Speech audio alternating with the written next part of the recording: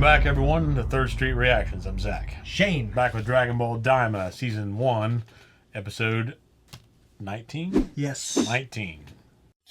You know what happened last time on Dragon Ball Z? They gave us a hell of an episode with Super Saiyan 4. A really good fight that was well choreographed and well animated. They introduced it well, too, because it was a little more mystically induced. Yeah, which kind of brings it back around to the theme that you've talked about of bringing back it to his Dragon Ball to its Dragon roots. Ball roots a little bit with a little more magic and mysticism. Yeah, a little less aliens and technology, which I thought was a great turn, having began with the mysticism and the powers and the ties to old, Japanese legend, and then taking that somewhere else. Yeah. So actually, he's an alien, and then developing all this other fucking canon beyond that. It was really cool.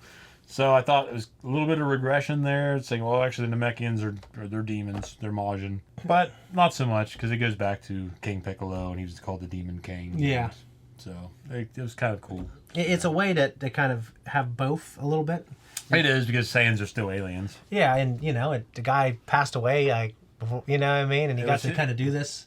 I agree. I mean, I think it's great that he got to come back and be involved. I know he was involved heavily, and not heavily, but he was very involved in Super, especially the Broly stuff. Yeah. And then I guess this was the most he's been involved in the Dragon Ball canon in a long time. All honesty, I think if they had tried to maintain his animations, his art style, through all of this, I probably wouldn't have that many gripes. I would forgive a lot of things. Yeah, no, I feel that. But they just didn't, and so to me, it's kind of like I'm free to just... Yeah. Well, it doesn't look as good, so because it doesn't look as good, I don't feel that much. good about these other... Yeah, I'm not going to forgive these other things. No, like Kurt Russell. We found out it was Wyatt Russell as... This guy's cool, actually. Yeah, wait a minute, that's Kurt Russell's son. Yeah. No, you know what?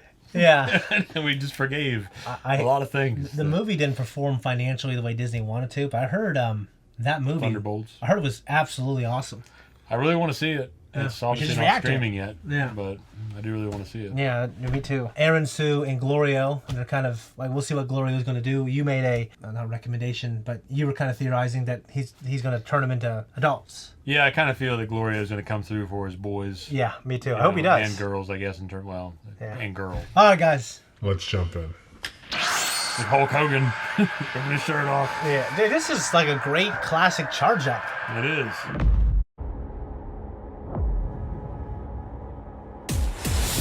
Goma's third eye. It just is magical. It just keeps rejuvenating him. Yeah, it's like constant rejuvenation from this magic. Yeah, but now even Goku couldn't beat him, under the circumstances, but now they know how to get the eye out of his head. Yeah.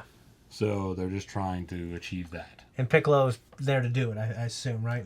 I would assume that's why he's sneaking around behind the rocks. He's just going to stay there, and he comes out later. Like he said, we need to toss out the idea about an honorable battle. Which is smart on his part. Yeah, it's good strategy. Yeah. I thought it was a good episode. I actually like seeing Vegeta getting the action. I thought Vegeta was just kicking the shit out of him. It was strictly the magic. Yeah. Yeah. Now... And I love seeing him in that third form, honestly. Yeah, and, okay, so Bulma, swore that she'd never take a bath with him again. Well, that's the great gift that the show's given me, because they took, like, the ultimate badass of the universe and seemingly really above that type of stuff, but he found a good lady, and, and he's wronged her a couple times, Yeah. Well, I don't know if she's what we would describe normally as good women, but especially seeing how she was in Dragon Ball and Dragon Ball Z. I never saw her in Dragon Ball, but, Well, she's a strong woman. Yeah. But she's strong in a different sense than Chi-Chi. Yes. Because Chi-Chi's a strong woman, too, but she's, like, more of the... Chi-Chi, I think, annoys me, though. Yeah. Yeah. I mean... Yeah. She's more like this. Chi-Chi's like the strong, traditional, like overbearing woman, whereas Bulma is more. Well, she was definitely wild early on. Okay, yeah, I didn't see that, but she's just kind of more spirited, I should say. Yeah, she's a spirited woman. Yeah, and and that matches Vegeta's personality. Yeah, and I think what I mean, like, he found a woman that commits to him despite his flaws, and obviously Vegeta would massacre her, but like, because of the relationship, she's able to do that. You know what I mean? And it's funny. I think it's special and funny because, like, just thinking of Vegeta behind the scenes is just a guy trying to take a bath with a woman. Yeah. And then she's like, threatening to withhold that. And that's what was funny about it. How do you feel about baths with women? It feels good. And it feels sticky. Yeah, I like them. I mean, if we're talking about having sex in either a bathtub or a hot tub, it's a little more problematic. I don't think I brought that up, but I just meant in general. No, I like it.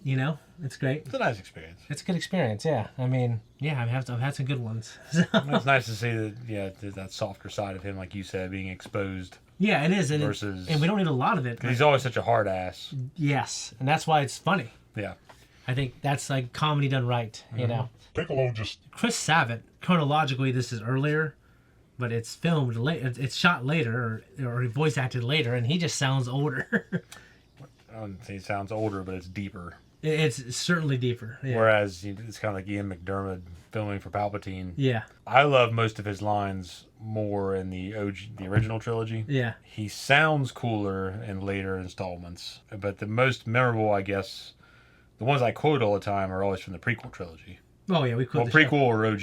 Like the sequel trilogy, like he sounds great, but it's just not that memorable. He looks great too. Yeah, but they're just not that memorable of moments to me. Not too much, no. It's like, it's not comparable in that respect, but he sounds much better. Yeah. And of course, when he did voice acting work for the Bad Batch and the Clone Wars, yeah, it sounds fantastic. Sounds fantastic. So I think that as he's gotten older, he sounds better now. How that compares to the timeline. Yeah. Chronologically. You think Piccolo sounds better? I like it. Yeah, me too. I like it. I mean, it's not too different. It's obviously him. Yeah. I think he sounds cool.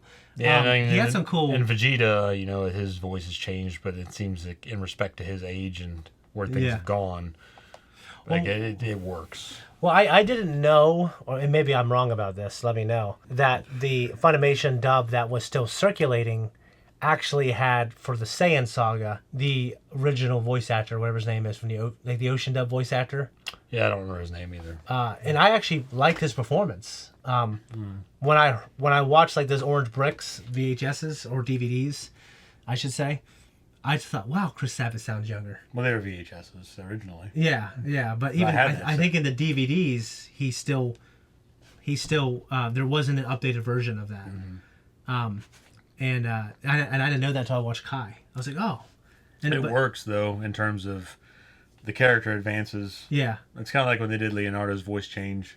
Yeah. And the 2012 TMNT show, where after he had the fight with Shredder. He was injured. Yeah. And he sounds off. Yeah. Yeah, but he sounds better. Yeah. Piccolo talk about 2 times nothing is still nothing. Yeah. Yeah, I mean, obviously saying maybe it's not the time for an honorable fight, which also goes to show, and you can take that statement and apply it to every time they're one-on-one and people are just standing around. You can apply that statement to a lot of those situations. Well, I mean, it's like, say a lightsaber duel. Unless you can flank the opponent, you're really having to worry about where your opponent's lightsaber is and your ally. Yeah. It makes sense that you can't just give it your all from one person to another if you're in a major group. Yeah. So, okay. There's some, analytic to it, I'm sure. Yeah. Where you can say, well, they can't, give 100%. They can only give like 75. Mm-hmm. Because now part of that equation is divided between not only your opponent, but the person you're fighting with, and whether or not you'll have collateral damage in fighting. So it's more more about strategy than it is raw power. Yeah, you have to be 100% on the strategy and the mindfulness instead of the aggression and the one-on-one mentality. You couldn't be tunnel vision on it. No. Yeah. Love lightsaber fighting. No, I just mean that in terms of these fights. Even and of course these fights, yeah. Yeah, because Broly, for instance, that's what the big complaint was in the Piccolo movie when they were training with him. Broly can't do it. Yeah. They're mad. He can't. I'm not doing it with him because he can't. Yeah. Mitigate. Oh, you're right. That's a good point. He can't regulate that. Like, that's a good point. He's like all in or all out. That's a good point. I wasn't even thinking about that. Yeah. So. That was funny. That was good stuff when you were training with him. Yeah. No, I thought this was another knockout episode. Going through the transformations, it was cool for the audience. But, it's kind of like, well, he's seen these, but I guess not in adult form. But we also know, like you said, it's just for Piccolo to get in there. Yeah, he's buying time. And I am glad we get to see him in Super Saiyan 4 as an adult. I wasn't sure they were going to do that. Now, the only thing they can give me that I would love more is if they show Vegeta in Super Saiyan 4 form. Yeah, but he wasn't given that blessing. Yeah, you're right. But, but I'm just trying to think. Yeah, I don't know. We'll see. Yeah. I mean, if it's one of those things where he unlocks something in his mind. It'll be a great end cap to the series. Yeah. He does it and breaks it out. He's the one that knocks the eyeball out of his head. Yeah. I think Piccolo needs to do something, though, too. You're always saying that about Piccolo, and I like Piccolo a lot, but he's I so just cool. feel like, there's a point where the show just outpaces some of the characters, and that's why he's on the back burner. It is one of the... I mean, and that's why I think... wasn't God or one of these new forms he achieved at the end of Super, or in terms of the Tournament of Power arc. I think it was someone in the Japanese press that worked production with the show said, this form can be taught to the non-Saiyans. That's what's cool about it. Is that potentially, I'm not saying for sure, we can bring other people into the fight instead of just these 2 or 3 people always getting stronger, because then we just eliminated like 80% of the characters from the lore. You know what I mean? What? Yeah, you have to be able to develop. For instance, the Lord Slug movie we've brought up several times. Yeah. Goku and Piccolo were mopping up henchmen. Yeah. Versus, Goku had to go, or Gohan and Piccolo were mopping up henchmen. Goku had to go fight Slug personally. Yeah. So and I know those two movies especially, they really hinged on the fact that the Spirit Bomb. Yeah. And its role. Yeah. Because it didn't beat Vegeta. No. And it didn't beat Frieza. It didn't. But it's still cool. It's a cool idea. So they wanted to take it and use it and see it applied. Yeah. Meaningfully. It's weird to think that Vegeta was. It fucked Vegeta up. Yeah, it definitely did. And it fucked Frieza up a little bit too. But he just lost his tail, and he came back and he's like pissed off. He was all like scarred, and his eye was like all fucked up, and that's when he kills Krillin. Yeah. Because he was missing part of his tail. Goes a weasel. Yeah. He was with the original voice actor. Mm-hmm. Yeah.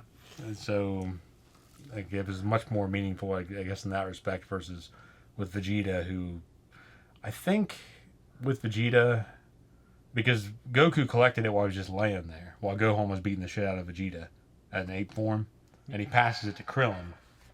Oh, yeah. And he, volleyball, passes it. Yeah.